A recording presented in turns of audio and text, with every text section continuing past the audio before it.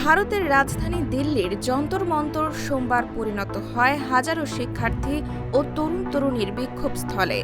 শিক্ষা ব্যবস্থার সংস্কার এবং কেন্দ্রীয় শিক্ষামন্ত্রী ধর্মেন্দ্র প্রধানের পদত্যাগের দাবিতে ককরোচ জনতা পার্টির ডাকে অনুষ্ঠিত এই কর্মসূচিতে পুলিশের লাঠিচার্জ, কাঁদানে গ্যাস এবং বিভিন্ন স্থানে মেট্রো স্টেশন বন্ধ করেও আন্দোলনকারীদের থামানো যায়নি।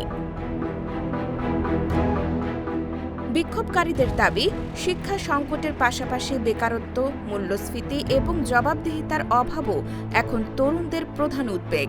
আন্দোলনের মধ্যেই সরকারের সঙ্গে আলোচনা হলেও এখন পর্যন্ত মূল দাবিগুলো মেনে নেওয়ার কোনো ঘোষণা আসেনি।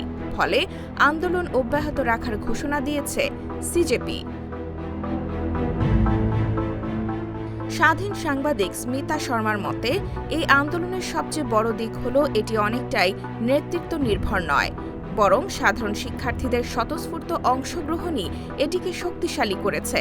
অন্যদিকে সমাজকর্মী যোগেন্দ্র যাদব এবং প্রবীণ সাংবাদিক হেমন্ত অত্রি মনে করেন, এই বিক্ষোভ শুধু শিক্ষা নয়, দেশের অর্থনীতি, কর্মসংস্থান এবং গণতান্ত্রিক জবাবদিহির প্রশ্নেও সরকারের জন্য একটি স্পষ্ট বার্তা।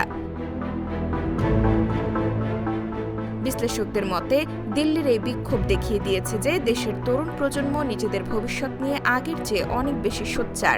সরকারের জন্য এটি একটি রাজনৈতিক ও সামাজিক বার্তা, যা ভবিষ্যতের রাজনীতিতেও গুরুত্বপূর্ণ প্রভাব ফেলতে পারে।